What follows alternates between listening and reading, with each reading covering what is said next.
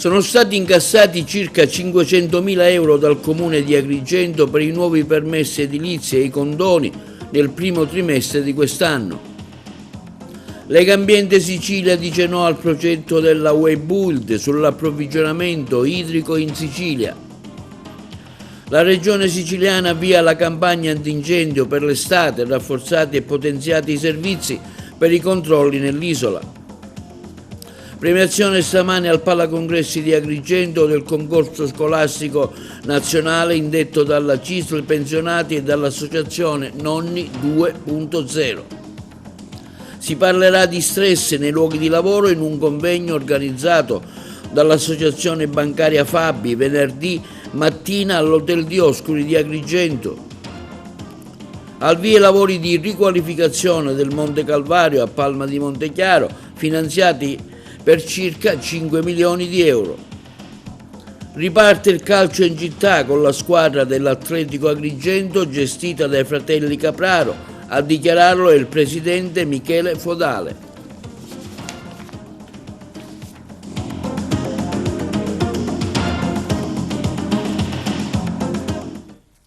Buongiorno col nuovo appuntamento di TV Notizie di oggi mercoledì 14 maggio. Edilizia pubblica e privata, oltre 490.000 euro incassati nel primo trimestre del 2025 grazie ai permessi di costruzione e ai condoni edilizi dal Comune di Agrigento, il servizio. Nel primo trimestre del 2025 il Comune di Agrigento ha incassato oltre 490.000 euro grazie alla gestione delle pratiche urbanistiche di edilizia pubblica e privata, 227.888 euro dai condoni edilizi e 264.869 euro dai permessi per le nuove costruzioni. Questi numeri confermano il trend positivo che abbiamo registrato durante i 4 anni precedenti dell'amministrazione Miccichè, periodo nel quale sono stati complessivamente incassati oltre 8,7 milioni di euro, di cui 4,1 milioni derivanti dai condoni e 4,6 da permessi di costruzione. Dopo la pandemia abbiamo osservato una crescita costante con una media annua di circa 1,1 milioni di euro, risultato importante, frutto dell'impegno e della professionalità dei tecnici e degli amministratori comunali che, nonostante la riduzione del personale dovuta ai pensionamenti, hanno garantito continuità, competenze e risultati. La performance registrata nel primo trimestre di quest'anno rappresenta un miglioramento rispetto agli anni precedenti, dimostrando l'efficacia del sistema che abbiamo costruito a sostenerlo nel tempo. Questo quanto afferma l'assessore al ramo Principato. Questo è anche un risultato politico rilevante che riflette un aumento della produttività degli uffici. Sono contento che attraverso la progressione di carriera, continua l'assessore Principato, sia orizzontali che verticali, il personale potrà essere ulteriormente valorizzato e messo nelle condizioni di operare ancora meglio. L'amministrazione comunale ha dato indicazioni precise e ha fornito gli indirizzi politici necessari per sbloccare le risorse finanziarie indispensabili al raggiungimento di questi obiettivi, un impegno che il sindaco ha assunto e che stiamo portando avanti con determinazione. Personalmente, afferma l'assessore al ramo Principato, sono molto soddisfatto perché in pochi avrebbero scommesso sul raggiungimento di questi numeri. Questo risultato dà finalmente il giusto riconoscimento alla forza lavoro che quotidianamente opera negli uffici comunali con serietà e dedizione, garantendo servizi più efficienti e maggiore certezza per i cittadini. Ritengo, conclude l'assessore Principato, sia doveroso dare merito a chi lavora con impegno per regolarizzare le pratiche urbanistiche, un passaggio fondamentale per rimuovere gli ostacoli al mercato immobiliare, sbloccare le compravendite, incentivare la rigenerazione urbana e assicurare nuove entrate al Comune di Agrigento. Progetto di Webuild sull'approvvigionamento idrico in Sicilia. Legambiente dice no a soluzioni avveniristiche, ma a buonsenso e capacità tecniche applicate con serietà e costanza a un sistema che va rinnovato di sana pianta, il nostro servizio. È di queste ore la notizia di una progettualità presentata da Webuild che risolverebbe i problemi di approvvigionamento idrico siciliano con un'operazione infrastrutturale i cui dettagli sono tuttora top secret. Pari si tratti comunque di dissalatori, di immissione in rete di acqua, il cui costo all'uscita degli impianti sarebbe di almeno 4 volte superiore a quello già altissimo dell'acqua venduta da Sicilacqua e diversi gestori. E non dimentichiamolo, a questo costo elevatissimo andrebbe aggiunto non solo il costo di acquedotto e di gestione, ma anche quello del sollevamento delle acque, che in ogni caso verrebbero immesse in rete a quota zero. Legambiente Sicilia non può che ribadire che la soluzione data dalla desalinizzazione non può essere che una soluzione d'emergenza e non la risposta principale al fabbisogno idrico sia potabile che agricolo e industriale. La Sicilia oggi ha invece, dichiara Tommaso Castronovo, presidente di Legambiente Sicilia, una necessità estrema che è quella di rivedere la struttura di sovrambito a oggi inefficiente e in cattive condizioni economiche, palesemente incapace di soddisfare le esigenze manutentive ordinarie e straordinarie di una rete ridotta a un colabrodo e di invasi spesso impossibilitati a contenere le utili quantità. L'estate prossima avventura verrà affrontata con gli stessi spettri di quella scorsa, aggiunge Giuseppe Amato, responsabile delle risorse idriche di Legambiente Sicilia, con bacini già oggi ai minimi storici in Sicilia occidentale. Gli invasi, benché vada, sono a un terzo della loro capacità e in alcuni casi anche ben sotto. Così è per la diga Rosamarina, fermo il 1° aprile a 20 metri cubi sui 100 di capacità, e per il Fanoco a 3,91 milioni di metri cubi sui 20,70 di capacità. Un intero anno durante il quale le piogge scese ben poco si è visto in termini di cantieristica, ancor di meno è accaduto nel campo della depurazione, che ci vede ancora fanalino di coda in tutta l'Europa, con enormi contingenti di acque che non solo non possono essere utilizzate, ma che riducono il reticolo idrografico siciliano a un'enorme fogna a cielo aperto. Allora non soluzioni avveniristiche, conclude Legambiente Sicilia, ma buonsenso e capacità tecniche applicati con serietà e costanza ad un sistema che va rinnovato di sana pianta. Ambiente, dal 15 maggio al via la campagna antincendio, Schifani e Savarino, più squadre e strumenti per il controllo del territorio. Rafforzamento delle squadre e degli strumenti per la lotta ai roghi boschivi. Con questi presupposti parte giovedì 15 maggio la campagna antincendio della regione siciliana, come prevede il decreto dell'assessore al territorio e ambiente, l'agrigentina Giusy Savarino.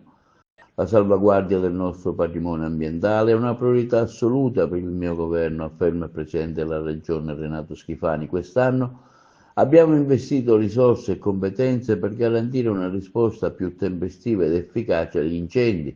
La prevenzione e il contrasto ai roghi richiedono uno sforzo corale, per questo abbiamo rafforzato la collaborazione con le forze in campo e predisposto una sala operativa unificata che coordinerà ogni intervento sul nostro territorio. Come spiega l'assessore Savarino, ci sarà un controllo più capillare del territorio.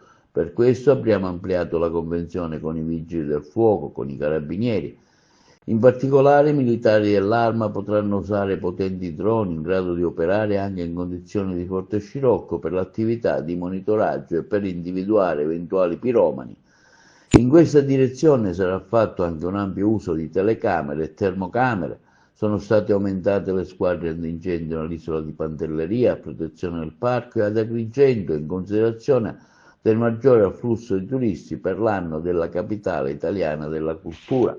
Una nuova organizzazione dei direttori delle operazioni di spegnimento con turnazioni su base regionale e comprensoriale permetterà di garantire una copertura totale e continua del territorio siciliano. Inoltre, aggiunge l'assessore Ramo Savarino, stiamo sollecitando gli organi preposti come Comune, Province e ANAS a rispettare e far rispettare le ordinanze per la pulizia delle sterpaglie ai privati proprietari dei terreni. Infine lanciamo un appello ai cittadini affinché segnalino al 1515 ogni principio di incendio e chi appicca il fuoco Il 98% del rogo infatti è dovuto alla mano dell'uomo, ma per fortuna oggi sempre più spesso questi delinquenti vengono individuati e arrestati. Premiazione stamani al Palacongressi di Agrigento del concorso scolastico nazionale Io e Ieri, nonni, organizzato dalla CISL Pensionati e dall'associazione 2.0. La CISL impegnata con la Federazione Nazionale Pensionati insieme all'Associazione Nonni 2.0 oggi ad Agrigento per la conclusione di questo concorso al respiro nazionale. Ricordiamo che un anno fa presso il Teatro Pirandello l'evento fu presentato ufficialmente, oggi la conclusione che vede la partecipazione di tantissimi studenti premiati provenienti da tutta Italia.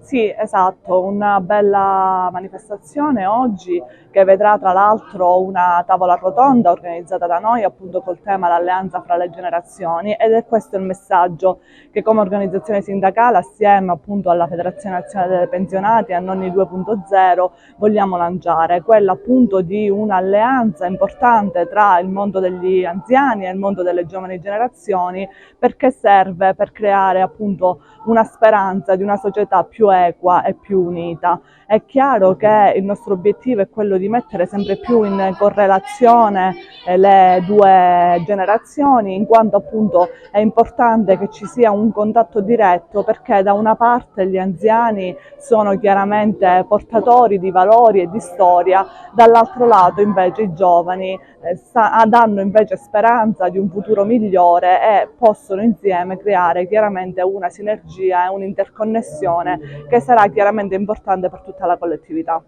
È un concorso che abbiamo fatto con molto piacere insieme alla CISL Pensionati e che ha messo in mostra un affetto straordinario dei nipoti verso i nonni, affetto di cui normalmente la cultura dominante tace e non si capisce perché. Forse si capisce anche perché i nonni rappresentano la storia, rappresentano la tradizione, quello da cui veniamo, ed è bene valorizzare questa storia, perché senza una coscienza del passato è anche difficile vivere bene il futuro. Come sono stati scelti i premiati? C'è stata una preselezione degli associati a Nonni 2.0 e poi c'è stata una giuria presieduta dal poeta Davide Rondoni con 2 rappresentanti della CISL e 2 rappresentanti di Nonni 2.0, ed è stato un lavoro anche impegnativo perché sono tutti temi molto, molto commoventi e intelligenti. Del concorso Io e i miei nonni, esperienza e riflessione. Ecco il ruolo della FNP CISL regionale in questa iniziativa. Come FNP, quindi Sindacato dei Pensionati, noi crediamo molto nel rapporto con le nuove generazioni. Parliamo di futuro, il futuro è stato nostro, lo abbiamo costruito, vogliamo collaborare affinché per i nostri giovani ci sia un futuro migliore. Crediamo molto nel rapporto che dobbiamo costruire, nel dialogo. Noi come nonni, come anziani, abbiamo nei confronti di questi ragazzi delle grandi responsabilità. La responsabilità è quella di aiutarli a inserirsi in una società, aiutarli ad avere fiducia, a ritrovare fiducia in quello che può essere il futuro. E poi noi siamo la generazione del ponte, dobbiamo creare un passaggio, lasciare il nostro testimone ai giovani che purtroppo oggi vivono un periodo triste perché sono presi dalle incertezze, dalle paure, e quindi abbiamo il compito grande di ridare loro fiducia, perché il futuro è di loro, ma noi glielo dobbiamo consegnare in maniera costruttiva. Grazie. L'anno scorso abbiamo fatto lo stesso evento al Teatro Pirandello, quest'anno siamo a Palacongressi, un evento importante anche all'insegna di Agrigento 2025, un rapporto fondamentale tra i giovani e i propri nonni che sono un asset portante della nostra società. Sono lusingato ad essere qui, ringrazio la scolastica, ringrazio i docenti per il lavoro che hanno svolto. Per le imprese, Giglione della CNA Sicilia esprime la sua soddisfazione per le nuove misure a sostegno del settore. Esprimiamo apprezzamento per la presentazione da parte della Regione Siciliana delle 6 bozze di bando destinate alle imprese dell'isola, lo afferma Piero Giglione, segretario regionale di CNA Sicilia. Finalmente si dà seguito a una nuova programmazione attesa da tempo, dichiara Giglione. Le aziende siciliane aspettavano da oltre 2 anni l'avvio di queste misure, considerato che la precedente programmazione si era già conclusa. Questi bandi rappresentano un segnale concreto di attenzione verso il tessuto produttivo regionale che ha urgente bisogno di sostegno per affrontare le sfide di mercato e incentivare la crescita economica. La CNA Sicilia, afferma Giglione, è da sempre al fianco delle piccole e medie imprese, plaude all'iniziativa augurandosi che l'implementazione avvenga in tempi rapidi e con procedure snelle per garantire un reale accesso alle opportunità finanziarie. Ora, conclude Giglione, è fondamentale che le risorse siano effettivamente disponibili, che le modalità di accesso siano semplificate e che gli uffici siano dotati del personale necessario per consentire alle microimprese di beneficiarne in tempi ragionevoli. Continueremo a monitorare il processo, conclude Giglione, offrendo la nostra collaborazione alle istituzioni per ottimizzare l'efficacia di questi nuovi interventi.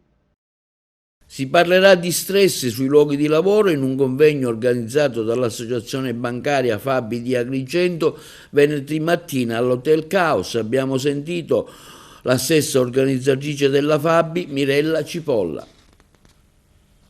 Mirella Cipolla della Fabi, un interessante convegno su stress lavoro correlato a riconoscere, prevenire e agire. Si svolgerà venerdì all'Hotel Dioscuri a San Leone. Sì, questo convegno nasce dal desiderio di promuovere un'iniziativa per la salute e il benessere nei luoghi di lavoro.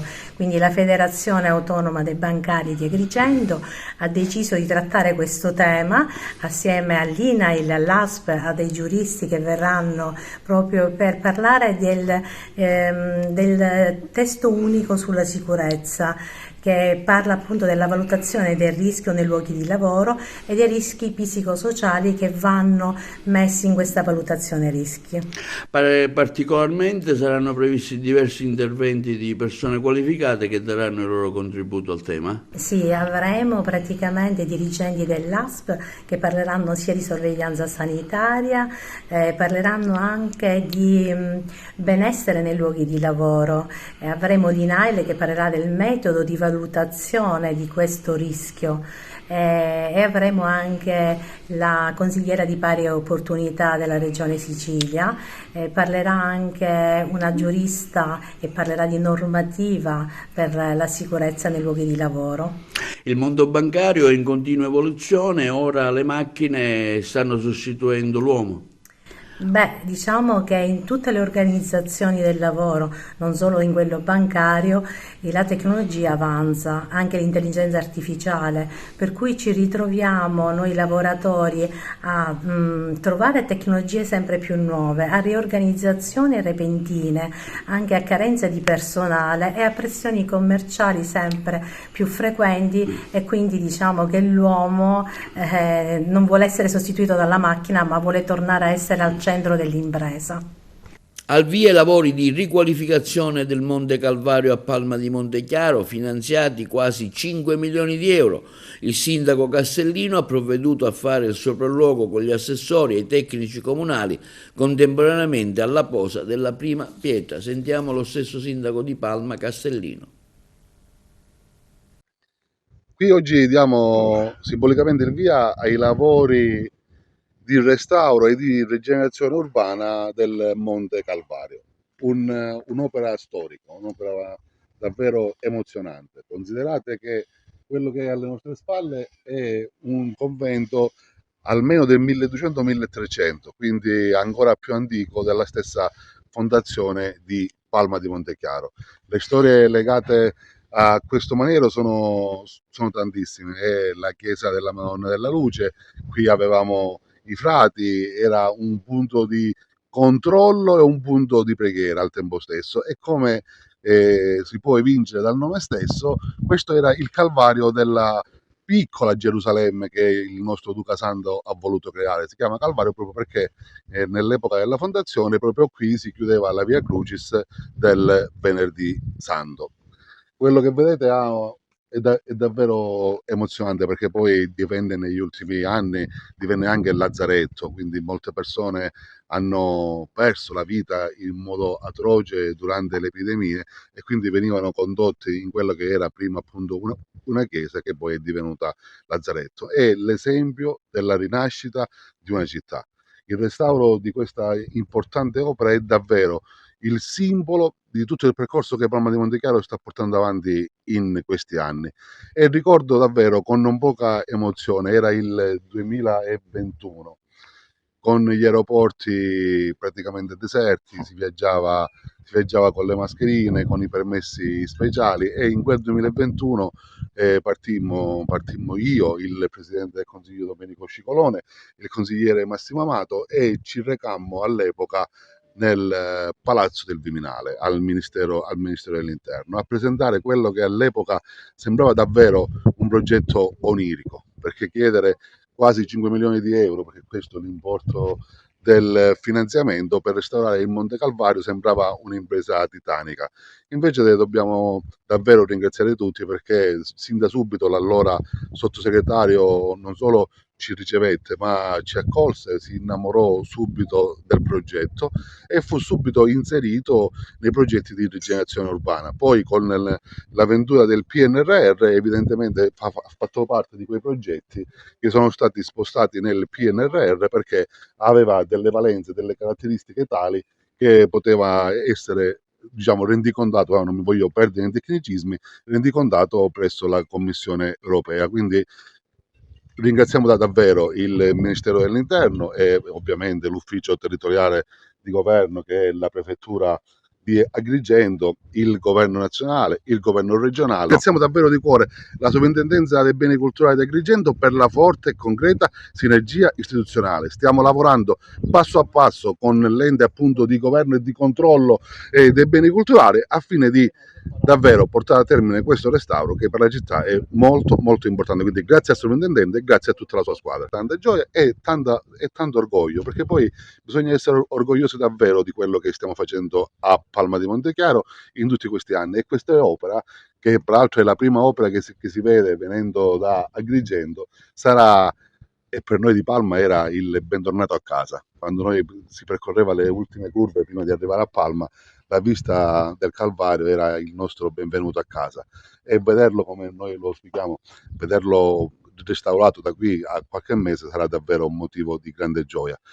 Contemporaneamente stiamo procedendo all'acquisizione di alcuni terreni per poter poi donare alla città non solo un maniero restaurato, ma davvero un parco archeologico e ambientale rigenerato e riqualificato, come pochi insomma ce ne sono in zona. È sicuramente un ulteriore motivo di vanto per noi e per la città che amministriamo. Un ringraziamento va fatto a tutto l'ufficio tecnico, a tutti gli impiegati comunali, a tutti i miei assessori, i miei collaboratori, al Consiglio Comunale, perché davvero all'unisono si sta lavorando con serietà, impegno e abnegazione per portare avanti il processo di rigenerazione e rinascimento di questa città. Presso il presidio ospedaliero Balone Lombardo di Canicattì non si è registrata alcuna interruzione degli interventi in anestesia generale, quanto afferma il Dipartimento delle emergenze dell'azienda sanitaria provinciale, il direttore Gerlando Fiorica, a colmento di alcune notizie circolate a mezzo stampa.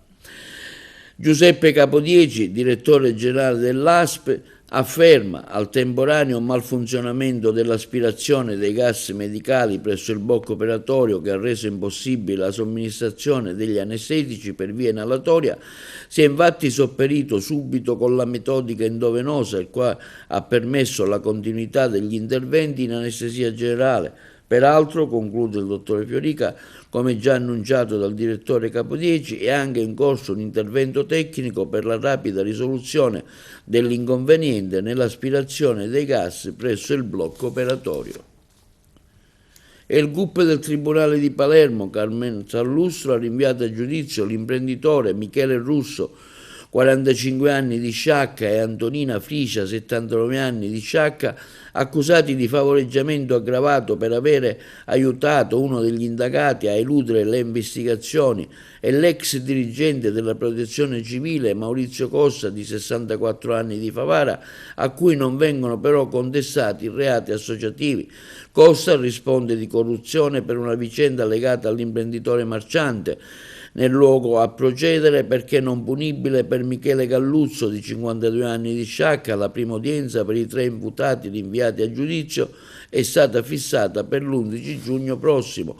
I pubblici ministeri della DDA di Palermo, Camilleri e Dessì e Ticino avevano chiesto il rinvio a giudizio nei confronti di 9 persone coinvolte a vario titolo nell'inchiesta che lo scorso luglio ha fatto luce sulla riorganizzazione della famiglia mafiosa di Sciacca, ma anche sui rapporti con la politica e l'imprenditoria del territorio agrigentino.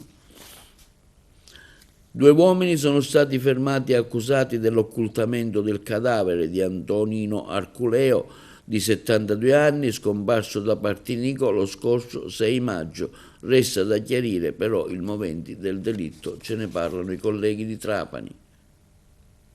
Sembrava fosse scomparso da Partinico e invece è stato dapprima ammazzato e poi bruciato nel tentativo di nascondere il delitto. 2 uomini, Dario Milana e Gioacchino Leto, sono stati fermati con l'accusa di omicidio in concorso e occultamento di cadavere dopo il ritrovamento del corpo di Antonino Arculeo di Partinico nella zona delle Acque Calde, nelle campagne tra Castellammare del Golfo e Calatafimi, nel Trapanese. Le indagini sono state condotte dal personale di polizia di diversi commissariati e squadre mobili, ma dopo una prima fase coordinata dalla procura del capoluogo il fascicolo è passato per competenza a Trapani. La denuncia di scomparsa presentata dai familiari della vittima negli uffici del commissariato di Partinico risale all'inizio della scorsa settimana, ma la svolta sarebbe arrivata in seguito ad un incidente stradale avvenuto nella notte tra martedì 6 e mercoledì 7 maggio, quando un'auto si è ribaltata in Viale Europa ad Alcamo. Il mezzo, una Lancia Musa, apparteneva ad Arculeo, ma all'interno dell'abitacolo Milana, prima che lo stesso si allontanasse e si rendesse irreperibile. Trascorse circa 48 ore. Gli investigatori hanno avviato le ricerche non solo di Arculeo, ma anche di Leto, che, convocata in commissariato ad Alcamo, aveva rinviato l'appuntamento sostenendo di avere un impegno lavorativo. Dopo indagini sulla sua auto e sulla sua utenza telefonica, il 34enne è stato individuato in una struttura in provincia di Catanzaro e convocato stavolta dai poliziotti di Lamezia Terme, i quali, secondo l'accusa, avrebbe fornito elementi contraddittori e poco credibili. Una volta rientrato a Partinico, Leto è stato ascoltato nuovamente, ma questa volta dagli agenti del commissariato partinicese, quale alla fine avrebbe indicato il luogo in cui si trovava il cadavere di Arculeo, in parte bruciato e stato di decomposizione e con il femore rotto. Sul posto è intervenuto il personale della scientifica, che ha eseguito un accurato sopralluogo insieme al medico legale e ha ispezionato il corpo. Leto, si legge così nel provvedimento di fermo firmato dal sostituto procuratore Francesca Mazzocco, ha riferito di aver preso parte all'omicidio di Arculeo insieme a Dario Milana, precisando che sarebbe stato lui a colpirlo con diversi fendenti in tutte le parti del corpo. Stando al racconto del 34enne, sarebbe stato lo stesso Milana a bruciare il corpo prima di liberarsi dell'arma del delitto, un coltello da cucina non ancora trovato. Dopo aver fornito questi primi elementi, Leto, durante l'interrogatorio di garanzia davanti al PM, si è avvalso della facoltà di non rispondere. Dall'altra parte invece Milana, sul cui giubbotto è stato ritrovato un segno di bruciatura all'altezza della spalla, il quale ha negato il proprio coinvolgimento, sostenendo inoltre di non conoscere Arculeo.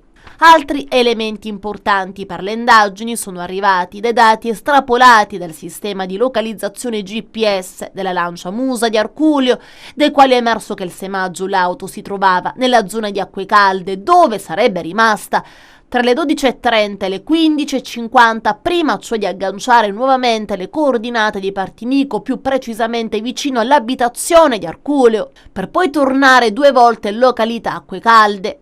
Solo la sera, intorno alle 21:30, il veicolo è tornato verso il centro di Alcamo. Le 22:16 di giorno 6 maggio, poi il nulla, forse a causa della manomissione o disattivazione del sistema GPS.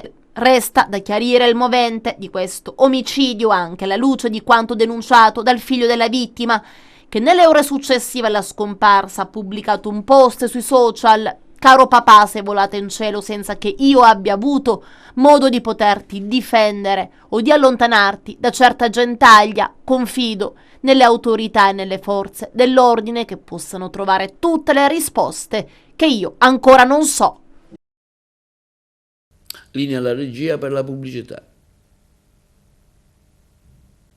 Ha tentato di rubare capi di abbigliamento da un negozio del centro commerciale Città dei Templi a Villa Seta. Ad accorrere dopo la segnalazione alla sala operativa della questura di Agrigento sono stati i poliziotti della sezione volanti. L'uomo è stato bloccato. Si tratta di un 28enne di nazionalità marocchina ma residente a Licata, denunciato in stato di libertà alla Procura della Repubblica di Agrigento per l'ipotesi di reato di tentato furto aggravato. La merce di cui era impossessato è stata recuperata e restituita ai responsabili del negozio.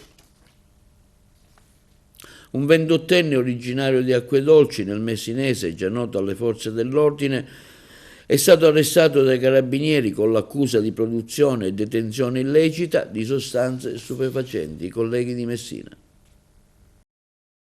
Un 28enne di Acquedolci, già noto alle forze dell'ordine, è stato arrestato dai carabinieri con l'accusa di produzione, traffico e detenzione illecita di sostanze stupefacenti.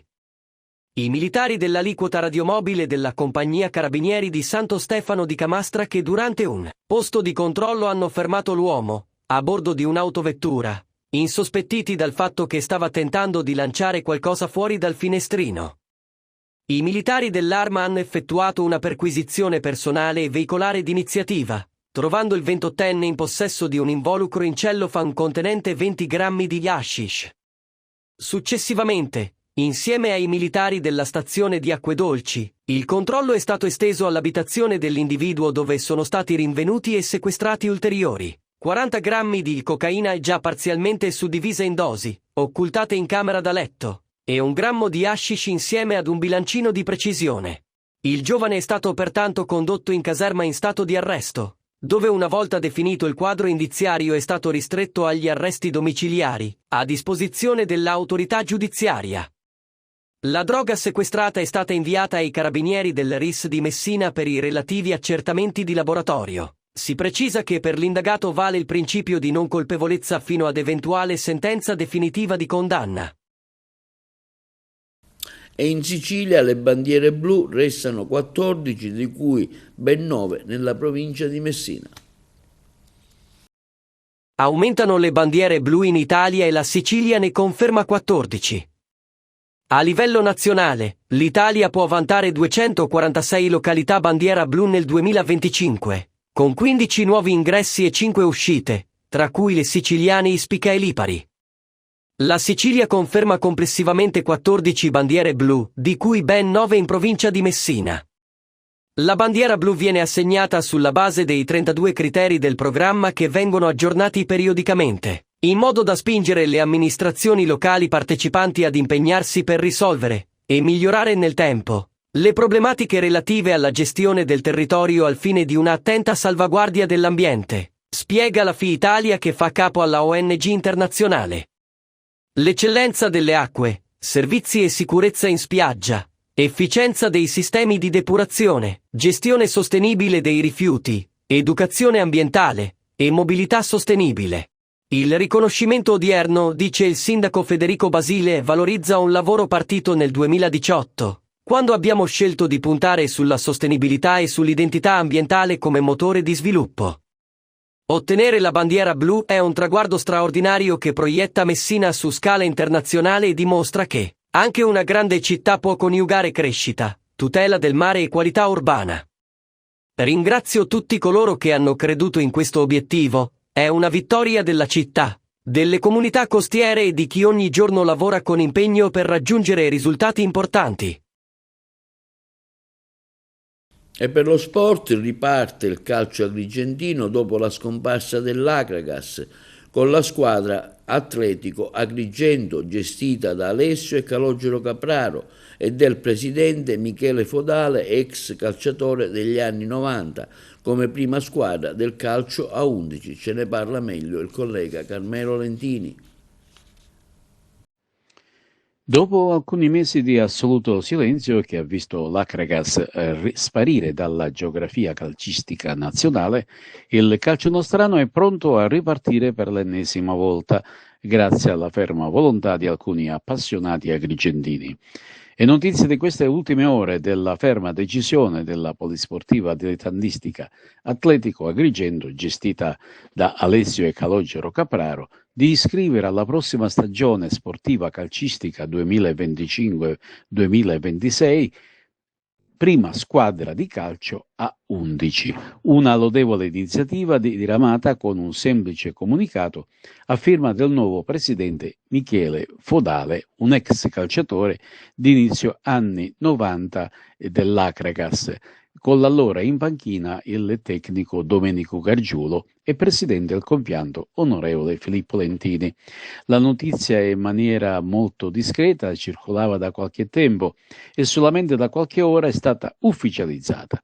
Adesso si attendono gli sviluppi ed è già positivo pensare che la volontà di ripartire con il calcio è un fatto concreto. Ma da quale categoria si potrà ripartire? E questa è la domanda che si pongono gli sportivi di fede agrigentina. Ciò dovrà essere deciso dalla Lega Sicola, pilotata dal presidente Sandro Morgana, non appena verranno aperte le iscrizioni nei vari tornei, dalla terza categoria all'eccellenza, e la verifica di eventuali spazi a causa di qualche defezione. In questo caso la nuova compagine Temple avrà l'opportunità di essere inserita in un campionato, si spera, più consono al passato calcistico, avendo titolo ed essendo capoluogo di provincia. Nel comunicato diramato dai nuovi soci e dal presidente Michele Fodale si legge: dopo 17 anni di affiliazione alla FIGC e la partecipazione ai campionati riservati al settore giovanile, si è deciso di iscrivere l'Atletico Agrigento alla prossima stagione 2025-26 come prima squadra di calcio ad 11.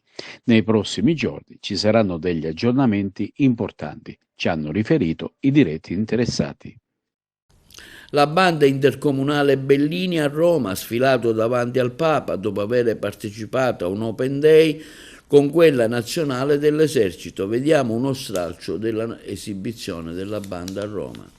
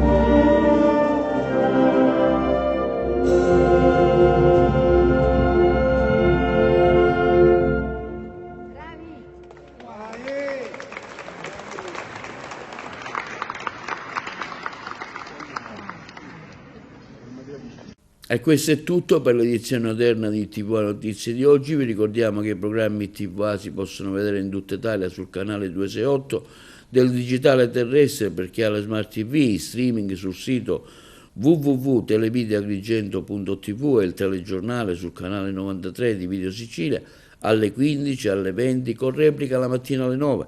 Inoltre i nostri servizi, compreso il telegiornale, si possono visionare sul canale YouTube di TVA Televideo Agrigento.